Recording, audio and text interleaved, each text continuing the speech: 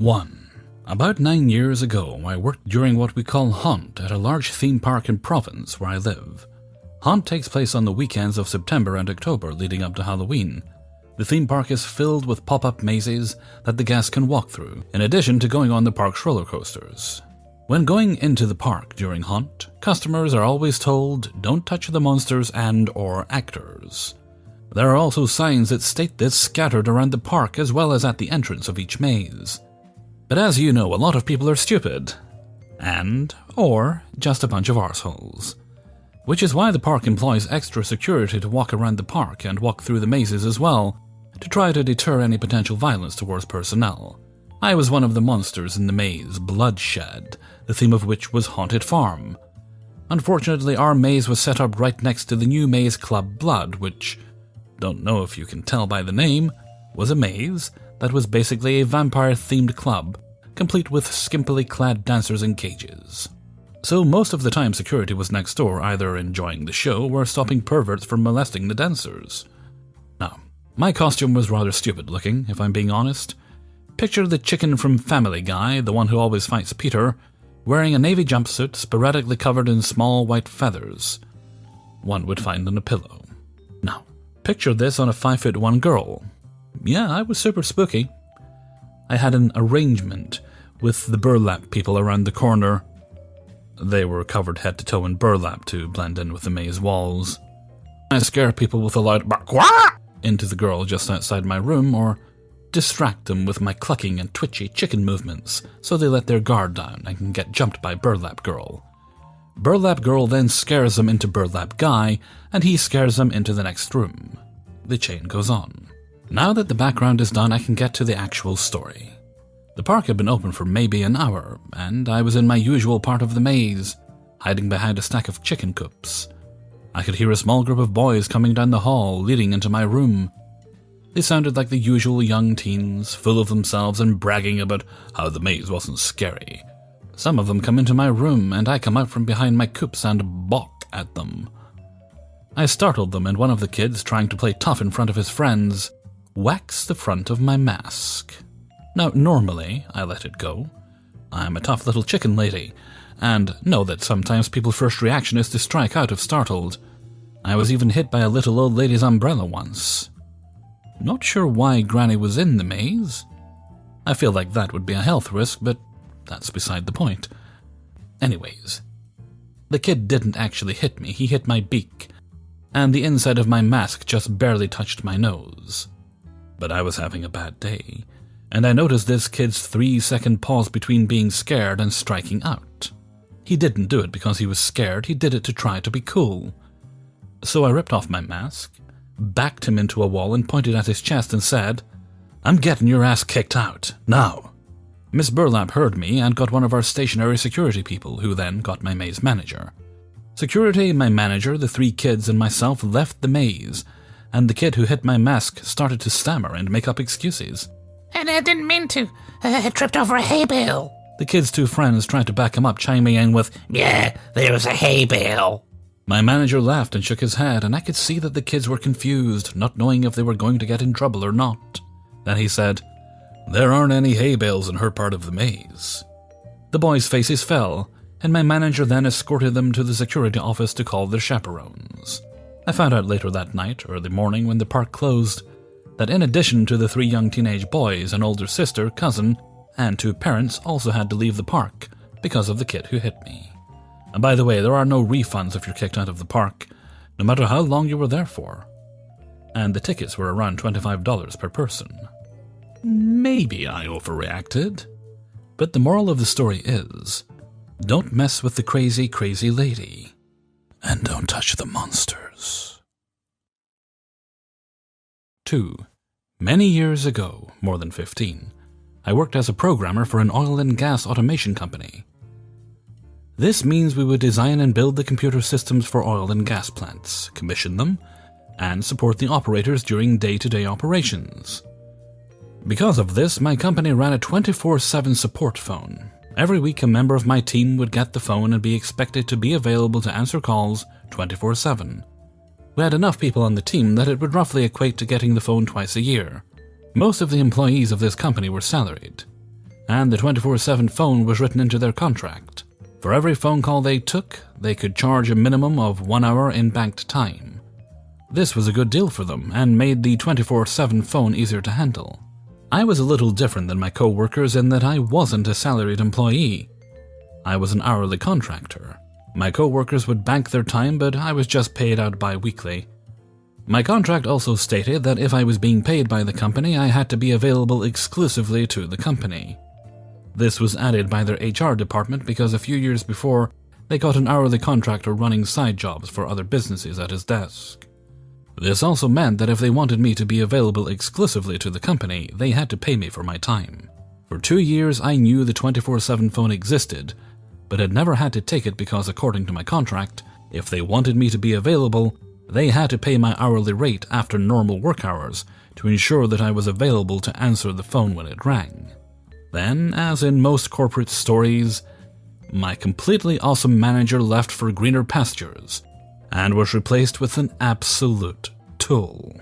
After a month of being in the office, he decided it wasn't fair that everyone took turns on the phone except for me.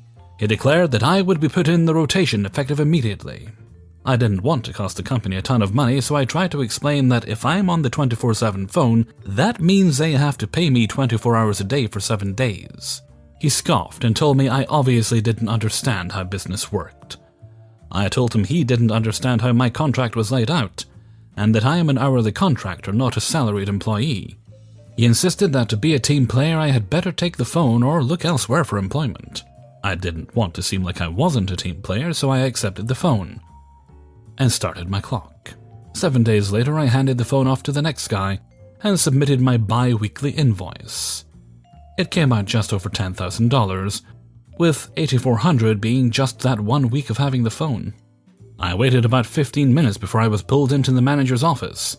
When I arrived, the manager, head of HR, and the manager's boss, the head of the department, were there with my most recent invoice sitting on the desk.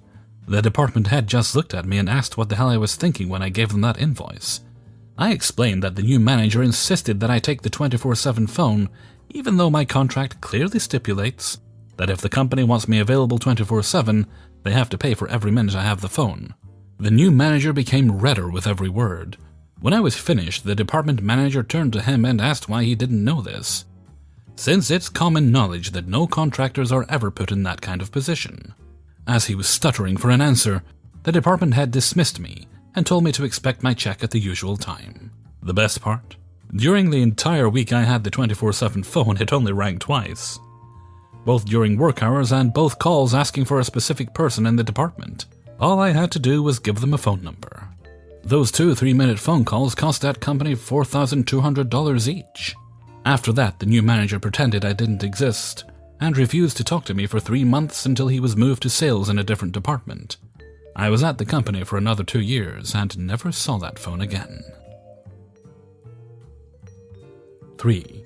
This happened a couple of years ago and the supervisor has since been promoted. Great manager, terrible leader. I was working as a yard jockey, responsible for switching out loaded semi-trailers for empty ones. We had recently hired a new professional driver. He seemed intelligent enough to do the job, and as always, we give newbies time to adjust. Our 30 doors all have anywhere from 6 inches to a foot of space in between them, and with semi-trailers that's pretty tight, and no room to back straight in. But this guy was pulling trailers out of the door with people on them and unsecured product. Needless to say, it always ended in a mess. Our supervisor at the time came up with an ingenious idea to turn a 2-minute job into a 10-minute job. You know, for safety. We were already using a glad hand lock, a plastic piece that prevents drivers from hooking and pulling the trailer, but as the jockeys we had a key. We used the same type of lock in all our doors and only needed one to unlock them all. He decided we needed as many different ones as possible to make life more difficult, and, for the cherry on top, all keys would be hung on the inside door. We were supposed to go in to be sure the door was closed, grab a key, go outside, hook up to the trailer, unlock the glad hand, bring the key inside, hang it up, go out and pull the trailer, put an empty one in, and lock it. On the surface, it was a smart idea. Going inside for the key ensures you are pulling the right one, and no one is on it. In practice, it sucked. We figured out rather quickly it was only the keys. Most of us would still step inside and make sure the door was closed, all except the cause of the new system. He continued the same issues because he was grabbing the 3 keys he needed at the start of his shift and continuing. Business as usual. Supervisor gets upset and requires a mandatory training course on how to properly execute this procedure.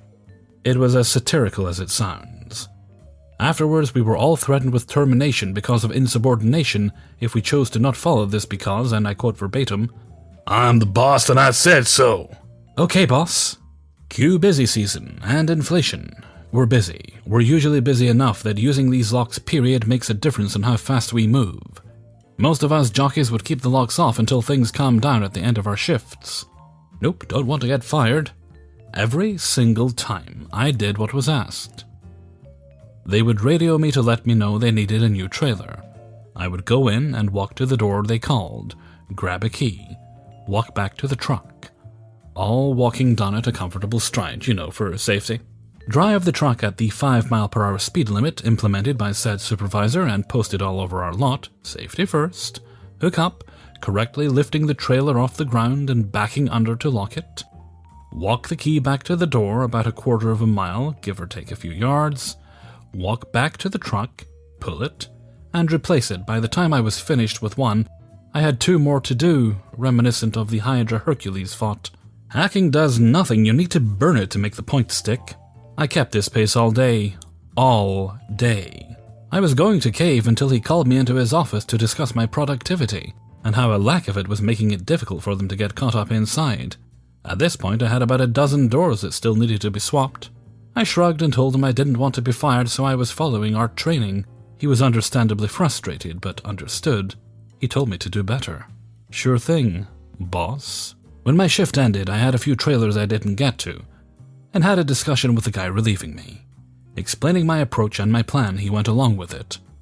I relieved him, he still had a few to take care of as well, and continued the fight. The new guy was scheduled to relieve me after this shift, so the jig was up one way or another. I pulled out all the stops this time, taking my breaks and shutting off the radio for them, doing all the little things required of me he had implemented at one time or another, checking all of our trailers on the lot, 100 plus or minus depending on the day, sweeping the lot, scanning the trailers into our system so hires up know what trailers needed repairs, etc. Around lunch they were swamped inside, orders everywhere. Probably 10 loads just sitting on the floor and they were still producing more. On my way out, he pulls me aside and threatens to write me up for causing such a slowdown. I explained to him that the things I was doing were things he said need to be done every day, and told him it was because he had said it, and he's the boss. By the end of the day, I had the keys in our truck, doors all taken care of, and floor clear. He was promoted a couple months later, and the guy that caused it was let go not long after this. 4. I was an EMT for a few years and got a job as a dispatcher at a new ambulance company. I started catching on to some of their unusual practices, and it wasn't long before I became uncomfortable even going to work. We were receiving more calls than we had staff for, in which case, we should be giving accurate ETAs so that the hospital and nursing home can contact another company if needed. Instead, I was instructed to always give an ETA of 20 to 40 minutes, under all circumstances, even if the real wait time was 2+ hours. We were regularly receiving calls from nursing homes to transport patients with chest pain to the hospital, which a basic ambulance company can't take because chest pain patients have to be monitored by paramedics or RNs, in case the patient is having a heart attack. Same goes with patients who are complaining of stroke symptoms. We should be deferring the caller to 911 so that they can be redirected to the appropriate service. My educated guess was that the company I worked for had to deal with certain nursing homes, which were ran by the same person who overlooked our ambulance company. And basic EMTs at this company were pressured into transporting critical patients that are out of their scope of practice. Whenever I worked, I deferred all chest pain and stroke symptom patients, and I'd give honest ETAs which would result in us losing calls to other companies. Anyway, I got a verbal warning from my manager to stop doing that, because it was costing us business. Even after explaining my rationale, they wouldn't budge. Management kept harassing me, and I got an official write-up and suspended. The write-up states that I was instructed to always give a 20 to 40 minute ETA, and did not comply. After numerous illegal and unethical incidents, I broke after hearing about a stroke patient that was secretly transported, and the patient ended up at the hospital 3 hours later, which is outside the window for which they can receive the first line of treatment. After non-stop conflict with upper management, I could tell I was on the verge of being fired. So I went to work and logged all the dates and times of known illegal transports.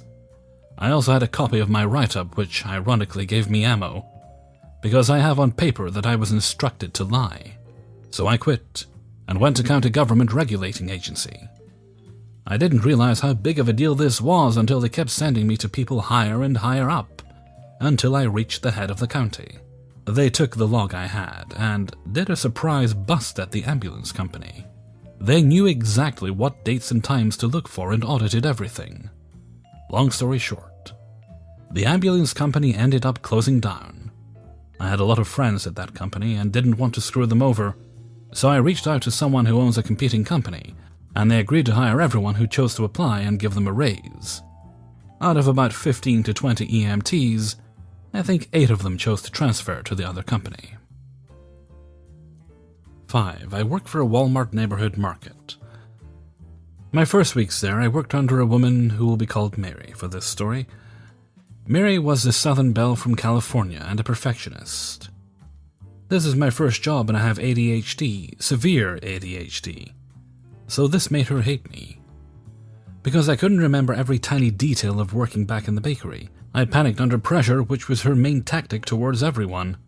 She even pressured the baker, who has been there at least 1 year longer than Mary has been employed, which was for 7 entire years. And I was slow, terribly slow. She would make my life a living hell, from making me conform to an impossible schedule, to screaming and yelling, to telling me to my face that I would never get better, to telling me a man with no hands would be better than me, to talking behind my back, to actually trying to blame me for something I didn't do. But this took the last thing she did to make my life a living hell, to make me want to enact revenge. She blamed me for something she needed to do. Let me explain. So in the bakery, it's her job to order all the supplies we need, and the different breads we need too. She has to scan a barcode and the items will arrive within a week or so. We were running low on the bags we use for a certain type of bread, the long, skinny French type.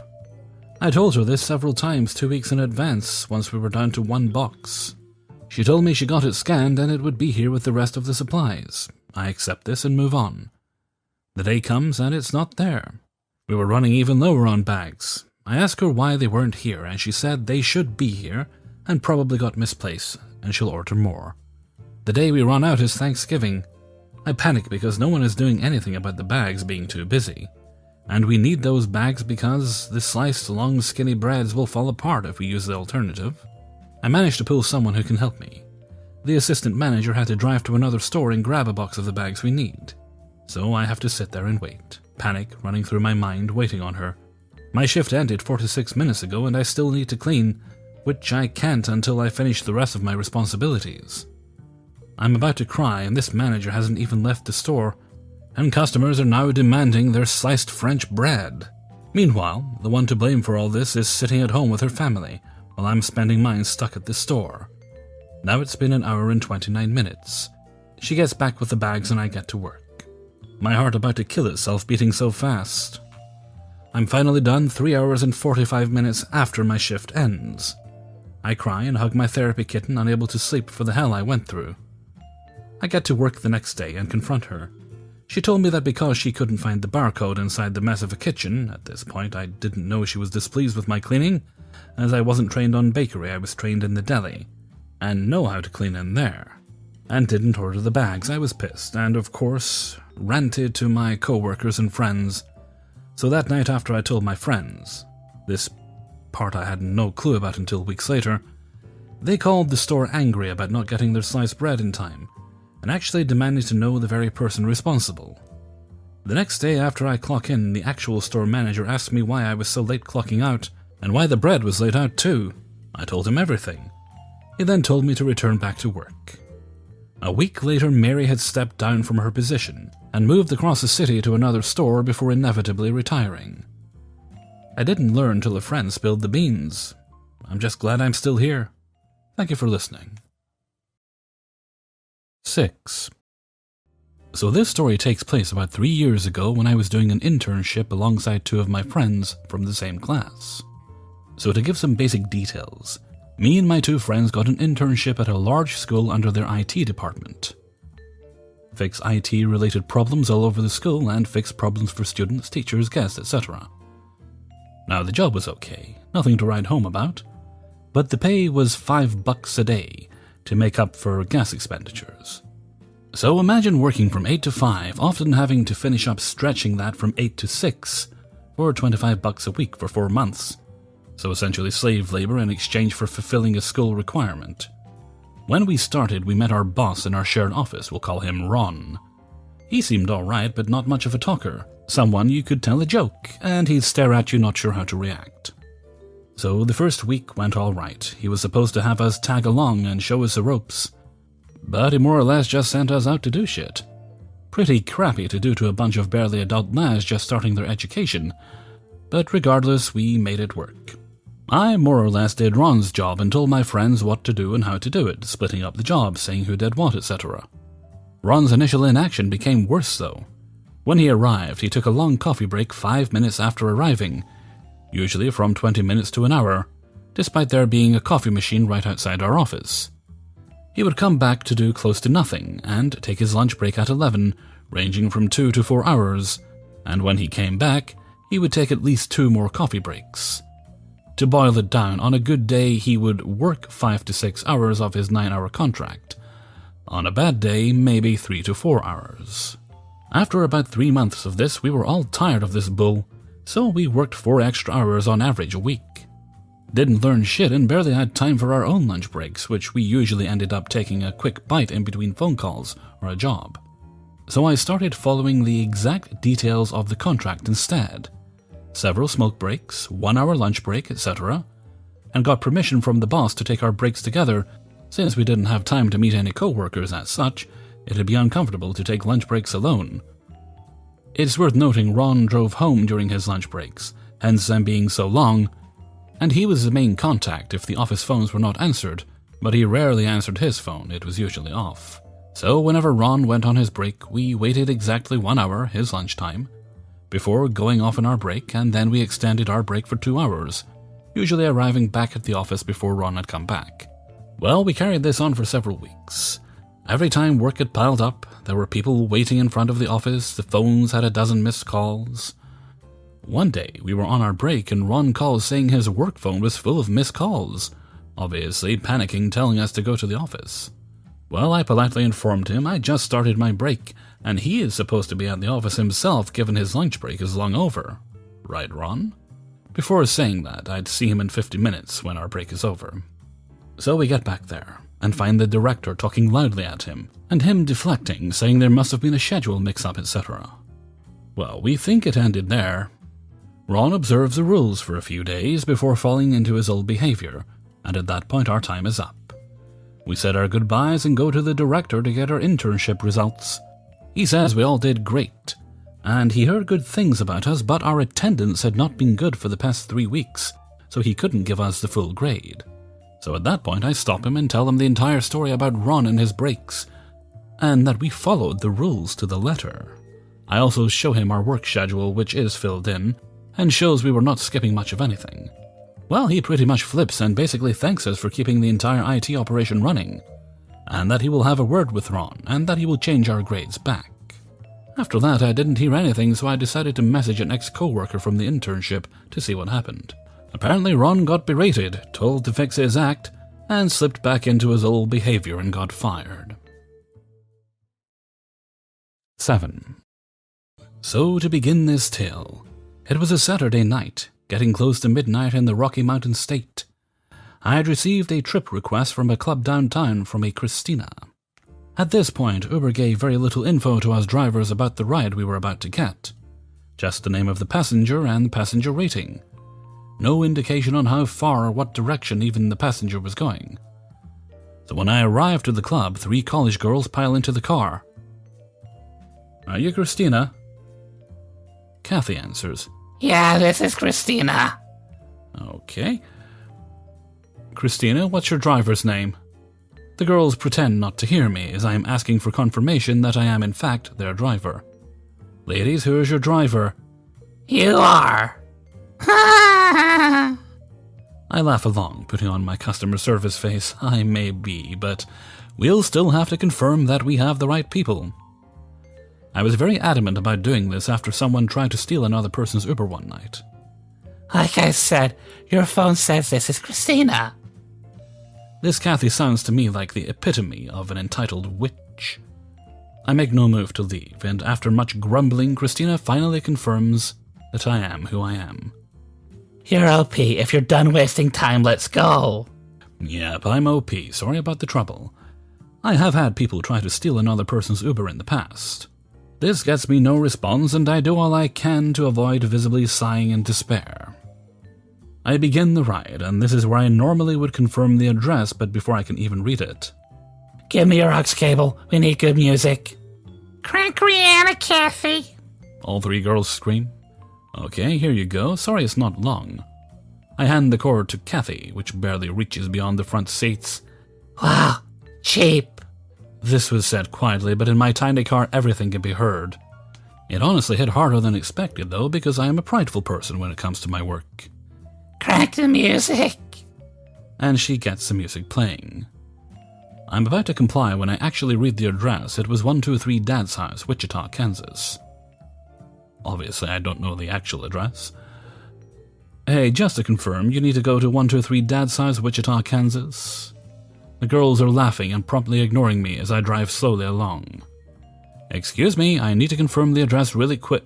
Yeah, it's right. Just fucking drive. Turn the music up and go. At this point, I just shut up and turn the music and start driving with purpose.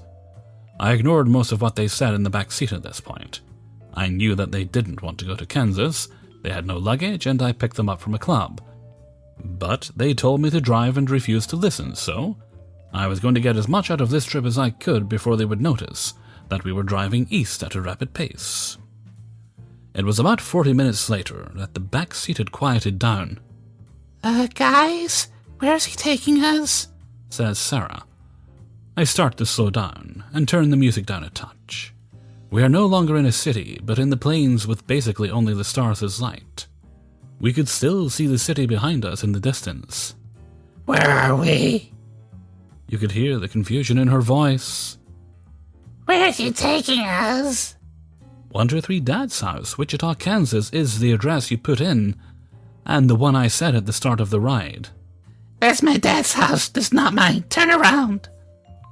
Yes, ma'am. I turn around more aggressively than necessary. Where to?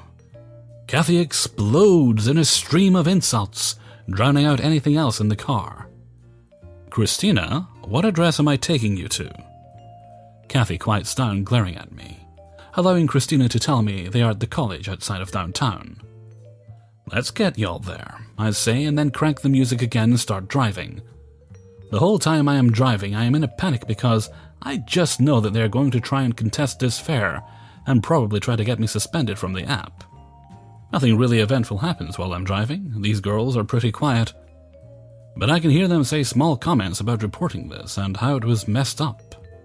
As we approached the college campus, I began to try to cover my ass, so I just want to say I'm sorry about this experience, y'all. It really sucks when there is a miscommunication on this level. I will say, though, that I will be saving my dashcam footage from tonight in case there is trouble with Uber over the fare, since it's a strange one. I pause to see if they have anything to say about my dashcam bluff, but they say nothing. I come to a stop close to the dorm area of the college. I hope y'all have a great night now, and good luck with your studies. They all get out of the car without a word and slam the doors. I pull away and rate Christina with a single star and give the reason as wrong address entered in and rude. The ride would have been close to a minimum fare if they would have put the right address in, but it turned into a $70 trip. Christina never gave me a low rating from what I know, but those are the ones we drivers actually hear about. I now know that I could have done a lot different to avoid this situation, but at the time, I was still fairly new, and it took a bit for me to adjust to the work. If you hear this, I am open to all criticisms. Just don't be a dick. 8. In the senior year of high school, I was the unofficial percussion section leader in our school's wind ensemble.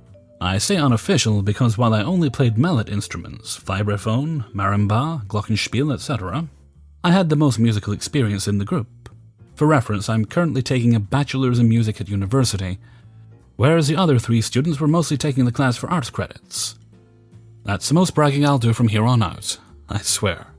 Every semester our band director had us do scale tests, where we would memorize all 12 major scales, and he'd randomly select 2 of us to play. Since I was on mallets, band director had me teach the rest of the section the scales. Now, if you've ever played percussion in a large ensemble, especially in a high school one, you know that you can get ignored a bit. The band director, an amazing man mind you, focused on teaching all the wind players, we had no strings, R.I.P., who could read notes how to play the scales. He trusted me to show the drummers every note on the keyboards because they could read rhythms but not so much on pitches, so that they would be able to pass the tests. Every day I would patiently show the 3 of them how to play the scale of the week. And for the most part it paid off. The most experienced guy could somewhat read notes, and he practiced really hard to memorize the scales, which he had learned the previous year but forgotten. Understandable. Have a nice day. The other 2, a boy and a girl, were newer and they were a bit slower, but they still made an effort to learn, the 8/7 if you want to get technical, notes each week. The girl was difficult. Whenever I'd offer her advice or correct her on the notes, she'd dismiss me and say something along the lines of, "I've got this," while still screwing up and making the same mistake. I'm no teacher, but I feel like I was doing my best to be gentle, coming by when I saw her struggling and backing off when I got the signal to do so. One day, during scales practice, I'm going around and checking up on our group, since I know the scales already, when I approach the new girl and try to help. To her credit, I might have said something a little nitpicky, like that the notes should be equal rhythmic length, but that didn't excuse what followed. She looked up from the keys and said in the most bratty voice, "You know what, OP? Why don't you just leave me alone and worry about yourself?" Okay. From then on, I heeded her request. Every morning thereafter, I would only help the 2 guys with their scales. When we would get a new scale, I would only show these 2 what notes they would need to learn, and let Ms. Fuck Off look them up herself. Band director barely paid mind to our section during scale practice, so he didn't notice her struggling. She must have had enough false confidence or didn't care, because to my knowledge she never reached out to anyone for help. When scales tests came, band director had us all go one at a time. I had no troubles. This shit is my second language. Veteran guy plays the scales near perfectly, having practiced so hard. I was really proud of him. Newer guy made a few mistakes, but did well enough to pass. You did good, buddy. Ice Queen walks over to the marimba, and the bitch will not look up from the keys to meet the band director's eyes. He picks the scale for her to play. She takes a full 9 seconds, I counted, to find the starting note, and proceeds to play the most creative interpretation of a single octave E major scale I've ever heard. I don't remember exactly which one it was, but I'm pretty sure it was one with a couple of sharps. It was almost like she was trying to write a 12-tone row on the spot. Band director gives an uncomfortable smile and picks the next scale. Repeat a similar modal mess to the first one. Needless to say, the band director failed her.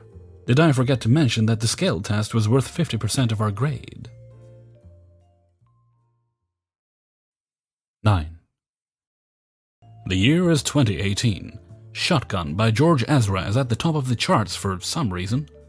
The oldest library in Germany, dating to 2 AD, is unearthed, revealing 20,000 scrolls.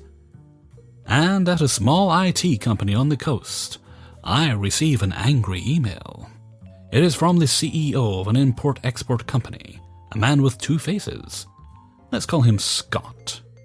That's a good, strong, generic arsehole's name. On the other hand, while everything is going well, Scott is jovial and pleasant to work with, if you can call empty platitudes pleasant.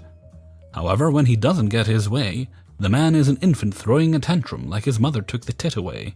Scott is an ideas man who likes to delegate, which is good for a CEO. Scott also likes to micromanage and is an expert on how things should work, not how they do work, which is less good for a CEO. Character development done, let us take a bite of this rancid sandwich and return to the email. It's an odd thing. It starts by eloquently threatening that Scott will find another IT provider if we can't fix his spam issue. I tell my boss, who just shrugs. Shock and awe. They're shit with paying their bills, and they never follow up on the things they ask us to quote. So he tells me to handle it however I like, and not feel bad if they move on. Scott is getting a lot of spam. This has been an ongoing problem. Not solved with the spam filtering we set up for his company. The reason? Scott scours the web looking for the cheapest products to get his sales team to flip, and signs up to a lot of newsletters from reputable senders, so his spam, not really spam, hence why the filter doesn't catch it like it does with 3,000 plus other emails that hit his company daily. For a while now I've penciled myself in to manually block senders in Outlook for him, but this sends him to his junk folder, and he doesn't like looking at it. Sitting there, 10,000 unread messages staring at him accusingly like so many starving orphans at his doorstep. And no, I'm not allowed to set it to automatically delete things in junk. What if there's something important? I've told him he really needs to unsubscribe from things and not subscribe to more. But he's got a better solution, tacked onto the bottom of the mail. He wants us to introduce an email approval system. No emails to come to the company without directly being on an approved list. For those who have actually studied the art of technomancy in the beige towers, that's 3 words strung together that don't actually mean much. My eye twitches. I buy into it for a day. It must exist and I haven't heard of it. I search the web and come across an old system from the early 90s that everybody hated, that would block all mail until the person sending something replies to an automatic message confirming they're human. It was discontinued before Backstreet was back. I call Scott and ask him for an example of this nebulous tech he wants. Oh, it's something that my friend who works for Globicide Mining Industries has. Sure, I can ask him what it's called. Days pass. Another angry email asking where we were at with this project. I tell him I was waiting for him to get back to me with the program's name. His friend said he didn't know the program's name. It was a lie, Scott has no friends. I've spent too much time on this. My eye twitches. I'm done trying to be helpful. What the man wants is a secretary, not an IT system. I scan his original email's requirements. Block all email coming in unless approved, eh? Oh my man, have I got you covered. The spam filter we had set up for him can absolutely be set to block all mail. That's his 100 plus daily digest of mailing lists, in addition to the 3,000 plus spam messages it blocks before legitimate mail for all employees. As for the approval list, Scott never mentioned who would be doing the approving. It certainly wasn't going to be us. So I made him an admin account on the filter, wrote up a guide on how to navigate it and approve addresses, and handed it over. I told him I'd turn the block on once he had a chance to familiarize himself with the process and ask any questions. True malice would have been to turn this thing on. Never heard back. Never disputed the bill. Still unaccountably our client. 10. The timeline for this tale is Christmas 1988. I used to have a music production studio based out of a big studio rehearsal complex in South London, and I had been working for 3 days on recording and producing some backup tapes for a client, who also happened to be an old friend. The last day we spent working on the mixdowns, and at about 9:30 p.m., we decided to take a timeout and go to the local pub for some refreshment, rest our ears, and generally chew over what we'd done. While we were blowing the froth off a couple, my old friend Alex and his girlfriend turned up. We all knew each other, so decided to carry on until closing time. Since it was getting late, I suggested we all go back to the studio, listen to the mixes we'd done, and call it a day.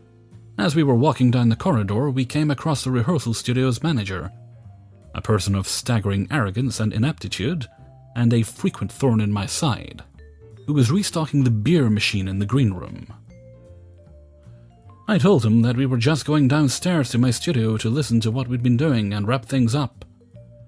I also told him not to lock up before checking in with me first. So we all settled down and listened to the first track. At the end, Alex had to go to the loo, so he went off in search of relief while we carried on. The second track had barely started playing when he came back in and said that all the lights were off upstairs, and furthermore, the security doors in the upper corridor were all locked. WTF? Thinking he was winding me up, I went up to investigate. And sure enough, all the lights were off, and the security doors closed up tighter than an anxious sphincter, attempting to rein in the purgative effects of a thermonuclear-grade vindaloo. Going back into the studio, I tried to call the studio owner, but got no joy. So we sat there for a while, trying to work out what on earth to do. Alex in particular was concerned, as he was due to fly off to the Middle East first thing in the morning to shoot a commercial. Eventually I decided the only hope was to call the fire brigade and get them to come rescue us. 20 minutes passed, no fire brigade. 30 minutes, still no joy, but this time I had lost my patience, so grabbing my toolbox I went upstairs to the fire exit, which had been chained up, and proceeded to dismantle the entire emergency panic bar exit system from the inside. I eventually managed to get it open, only to be confronted by a big burly fireman about to lay into the door with a large fire axe. Fortunately, I managed to avoid being sliced in two by the simple expedient of stepping rapidly to one side. The rest of the firemen entered and checked out the rest of the building while I regaled the lead officer with our tale of woe, much to his evident amusement. Despite his amusement, he was absolutely furious with this clear violation of basic fire safety principles. And he told me he'd be back first thing in the morning to give the owners a right earful, because there was a strong case for prosecution over the incident. As you might imagine, I was not best pleased with the entire farrago, so the next day around noon I stormed into the main studio's office, thundercloud in tow and breathing fire, ironic really, and in front of the studio owner and his wife, proceeded to lay down some serious invective upon the head of the hapless studio manager, calling into question his dubious parentage, and threatening to attach his gonads to the output terminals of the largest Class A power amplifier I could find, if there was ever a repeat of the entire sorry debacle. The studio owner was none too pleased either, a massive understatement, having been read the riot act by the fire brigade. He was also furious that in order to deal with the huge legal fallout from the incident, he'd had to cancel the flight he'd booked to the States, which meant that he and his wife weren't going to be able to visit their family until the new year. The flight the studio owner and his wife was booked on, but had to cancel, was Pan Am 103.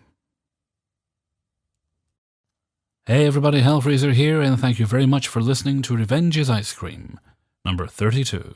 And thank you very much to everybody who allowed me to use their stories in this video. Well, a slightly embarrassing moment there. I got an email from someone on Reddit, and saying, the video was good, but I don't see my story in there.